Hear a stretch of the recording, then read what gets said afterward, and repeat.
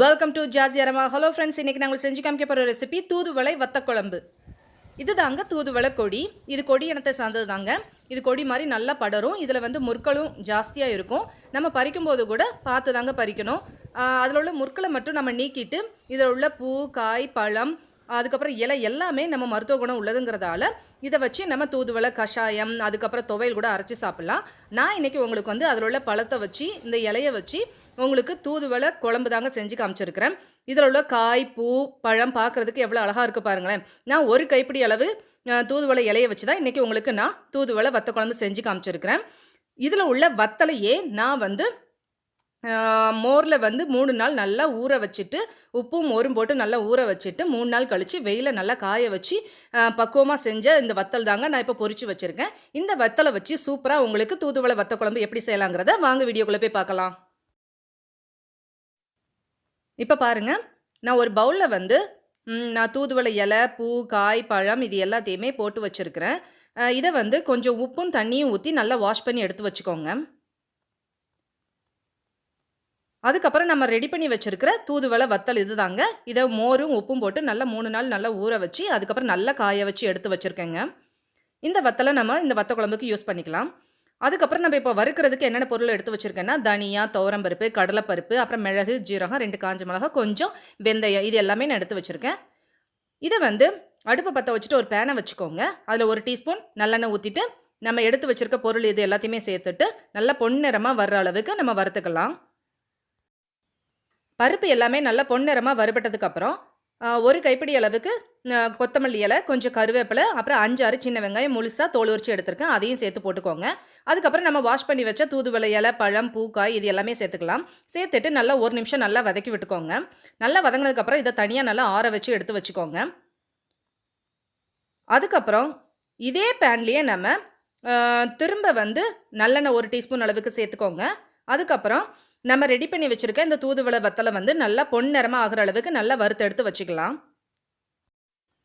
இந்த தூதுவளை வத்தலை நல்ல பொன்னிறமாக தான் வறுத்தெடுக்கணும். பார்க்குறதுக்கு சுண்ட வத்தல் மாதிரி தான் தெரியும். நல்லா வறுத்ததுக்கப்புறம் இதுவும் சுண்ட வத்தல் மாதிரியே நம்மளுக்கு கொஞ்சம் கசப்பு டேஸ்ட் இருக்க தான் செய்யும். ஆனால் டேஸ்ட் ரொம்ப நல்லாயிருக்கும். இப்போ நம்ம ஒரு மிக்ஸி ஜாரை எடுத்துகிட்டு நம்ம வறுத்து வச்ச எல்லா பொருளையுமே சேர்த்துக்கலாம். அதோடே நம்ம வறுத்தெடுத்து வச்ச சுண்ட வத்தலில் நான் ஒரு பாதி மட்டும் சேர்த்துக்கிறேன். மீதி வந்து குழம்பு முடிச்சதுக்கப்புறம் லாஸ்ட்டு வந்து நம்ம சேர்த்துக்கலாம். அதோட 1 டீஸ்பூன் அளவுக்கு தனியாத்தூள், 1 தக்காளியை நறுக்கி எடுத்து வச்சுருக்கேன், அதையும் இதோட சேர்த்துக்கலாம். இதெல்லாம் சேர்த்துட்டு நல்லா தண்ணி ஊற்றி கொஞ்சம் குறைன்னு நம்ம அரைச்சி எடுத்து வச்சுக்கலாம். ரொம்ப மைப்போல் அரைக்க வேண்டாம், லேசான ஒரு பரபரப்போடு அரைச்சி எடுத்து வச்சுக்கலாம். அதுக்கப்புறம் நம்ம அடுப்பை பற்ற வச்சுட்டு ஒரு மண் சட்டியை வச்சுட்டு அதில் 1 குழிக்கரண்டி அளவுக்கு நல்லெண்ணெய் ஊற்றிட்டு கொஞ்சம் கடுகு, அதுக்கப்புறம் கொஞ்சம் வெந்தயம், 2 காஞ்ச மிளகா, அதோட கொஞ்சம் கருவேப்பிலையும் நல்லா பிச்சு போட்டுக்கோங்க. அதுக்கப்புறம் 10-12 பூண்டை வந்து தோல் உரித்து சேர்த்துக்கோங்க. நல்லா பொன்னிறமாக வதங்குற அளவுக்கு நல்லா வறுத்துக்கோங்க. அதுக்கப்புறம் சின்ன வெங்காயம் வந்து ஒரு 1/2 கப் அளவுக்கு முழுசாகவே தோல் உரித்து சேர்த்துக்கோங்க. அதோட ஒரு வெங்காயத்தையும் சின்னதாக நறுக்கி எடுத்து வச்சுருக்கேன், அதையும் இதோட சேர்த்துட்டு கொஞ்சம் வேகிற அளவுக்கு கொஞ்சோண்டு உப்பு சேர்த்துட்டு நல்லா வதக்கி விடுங்க. வெங்காயமும் நல்லா பொன்னிறமாக வதங்குற அளவுக்கு நல்லா வறுத்துக்கோங்க. இப்போ நம்ம சேர்த்துருக்கிற சின்ன வெங்காயம் வந்து நல்லா பொன்னிறமாக வதங்கியாச்சு. இந்த அளவுக்கு வதங்கினா தான் நம்மளுக்கு குழம்பு வந்து நல்லா ருசியாக இருக்கும். அதோட ஒரு 1/4 டீஸ்பூன் அளவுக்கு மஞ்சத்தூளும் 1 டீஸ்பூன் அளவுக்கு சாம்பார் தூளும் சேர்த்துக்கோங்க. சேர்த்துட்டு நல்லா வதக்கி விடுங்க. நல்லா வதங்கினதுக்கப்புறம் மசாலா வந்து கருகாமல் இருக்கிறதுக்காக கொஞ்சம் போல் தண்ணியை சேர்த்துக்கோங்க. தண்ணியை சேர்த்துட்டு ஒரு கொதி வரும்போது நம்ம அரைச்சி வச்சுருக்கிற மசாலா பேஸ்ட்டையும் சேர்த்துக்கோங்க. மசாலா பேஸ்ட்டை சேர்த்ததுக்கப்புறம் நல்லா 1 நிமிஷம் நல்லா வெங்காயத்தோடு சேர்ந்து வதங்குற அளவுக்கு நல்லா வதக்கி விடுங்க. இப்போ நம்மளுடைய மசாலா வந்து நல்லா வதங்கியாச்சு. இந்த ஸ்டேஜில் இந்த குழம்புக்கு தேவையான அளவுக்கு உப்பு சேர்த்துக்கலாம். நான் 1/2 டேபிள் ஸ்பூன் அளவுக்கு உப்பு சேர்த்துருக்கிறேன். அதுக்கப்புறம் ஒரு 1/2 கப் அளவுக்கு புளியை வந்து நல்லா தண்ணியாக கரைச்சி சேர்த்துருக்கிறேன். ஒரு எலுமிச்சை சைஸ் அளவுக்கு உள்ள புளியை வந்து ஊற வச்சு நீங்கள் கரைச்சி சேர்த்துக்கோங்க. அது போதுமானதாக இருக்கும். புளியோட அளவும் உப்போட அளவும் உங்களுடைய டேஸ்ட்டுக்கு தகுந்த அளவுக்கு நீங்கள் சேர்த்துக்கோங்க. இப்போ வந்து 1 டம்ளர் அளவுக்கு தண்ணியை சேர்த்துட்டு நல்லா கலந்து விட்டுட்டு ஒரு கொதி விடுங்க. நல்லா கொதிக்க ஆரம்பிச்சதுக்கப்புறம் ஃப்ளேமை வந்து சிம் பண்ணிட்டு நல்லா ஒரு 5 நிமிஷம் எண்ணெய் கொஞ்சம் ரிலீஸ் ஆகிறதாண்டியும் வெயிட் பண்ணுங்கள். கொஞ்சம் எண்ணெய் ரிலீஸ் ஆனதுக்கப்புறம் 1 டீஸ்பூன் அளவுக்கு வெல்லம் இல்லைனா நாட்டு சர்க்கரையை சேர்த்துக்கோங்க.